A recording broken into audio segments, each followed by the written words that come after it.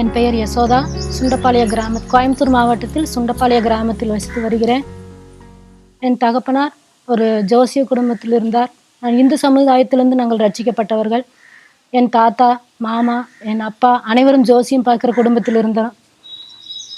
என் தகப்பனாருக்கு அவருக்கு 35 வருட காலமாக சரீரத்தில் தோல்வி சம்பந்தமான வியாதி இருந்தது.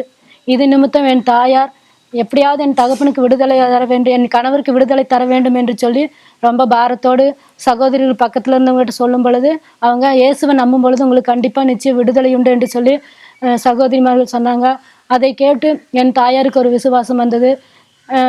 முதல் ஆரம்பத்தில் பக்தி வைராகியம் இந்துக்கள் கோயிலில் போய் முதல் இடமா எல்லா காரியத்திலும் இந்துக்கள் காரியத்தில் செய்யும் பொழுது பக்தி உள்ளவனை எனக்காக தெரிந்து கொள்வார் என்கிறபடி தேவன் அவர்களை தேவனுக்காக தெரிந்து கொண்டு வைராகியமாக ஆண்டவரே எப்படியாவது எனக்கு சுகம் கொடுத்தீங்கன்னா நாங்கள் முழு குடும்பமாக உங்களுக்கு வருவோம்னு சொல்லி என் தாயார் அர்ப்பணித்தார். அப்படியா என் தகப்பனுக்கு தேவன் விடுதலை கொடுத்தார். எனக்கு 2 சகோதரர்கள்.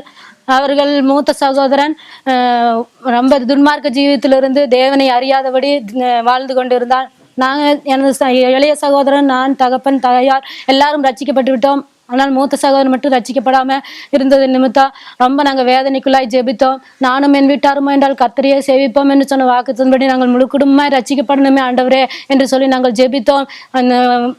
காலேஜ் இன்ஜினியர் படித்து கொண்ட மகன் காலேஜ் நிறைவாகிற நாட்களில் ரட்சிப்புக்குள் வந்தான். இந்த நாளில் வைராக்கியமாய் அவரும் ஊழியம் செய்து ஒண்டிப்புதூர் பகுதியில் ஊழியம் செய்து கொண்டிருக்கிறார். எனது இளைய சகோதரனும் அரசூர் பகுதியில் ஊழியம் செய்து கொண்டிருக்கிறார். இப்படி முழு குடும்பமாய் ஊழியம் செய்கிற எனது மகளுக்கு நல்ல ஒரு திருமண காரியம் செய்யணுமே, தேவனுடைய பிள்ளையாக அமையணுமே என்று சொல்லி என் தாயாரும் தகப்பனும் கண்ணீரோடு ஜெபித்தார்கள். நானும் வைராகியமாக ஆண்டவரே நான் உமக்கென்று வந்திருக்கிறேன், எனக்கென்று நல்ல ஒரு திருமண காரியத்தை நீர் வாய்க்கணும் வல்லவராய் இருக்கிறேன்னு சொல்லி நான் விசுவாசத்தில் இருந்தேன். கர்த்தர் நல்ல ஒரு திருமண காரியத்தை செய்து கொடுத்தார். 2 பிள்ளைகளை கொடுத்திருக்கிறார். மூத்தவன் அப்படிதான் பிறக்கும் பொழுது அநேக பிரச்சனை இருந்தது. ஆண்டவரே உமக்கென்று நாங்கள் ஊழியத்து கொண்டு ஒப்புக் கொடுக்கிறேன் என்று சொல்லும் பொழுது அவனுக்கு ஜீவனை கருவிலேயே அழியிருந்த மகனை தேவன் ஜீவனோடு வைத்து இந்த நாளில் கர்த்தருக்காய் வைத்திருக்கிறார். அது மாத்திரம் 2வது மகள் டெலிவரியிலும் அப்படிதான். மகள் ரொம்ப சிக்காய் மூச்சு திணறாயி மரித்து போகிற சூழ்நிலை. தாய் காப்பாற்ற முடியுமா, பிள்ளை காப்பாற்ற முடியாமா என்ற சூழ்நிலையில் இருந்த பொழுது என் தேவன் இருவரையும் என் தேவன் காப்பாற்றினார், ஜீவனை கொடுத்தா. இந்த நாள்ல பிள்ளைகள் நல்ல சுகத்தோடு பத்திரோடு இருக்கிறார்கள். அது கர்த்தருக்கு கோடான கோடி நன்றி. எனது கணவரும் இந்த நாளில் ஊழியம் செய்கிறார். நாங்கள் முழு குடும்பமாய் கர்த்தருக்கென்று பிரயோஜனமுள்ளவராய் இருக்க தேவன் எங்களுக்கு அனுகிரகம் செய்திருக்கிறார். ரட்சித்த கர்த்தருக்கு கோடான கோடி ஸ்தோத்திரம்.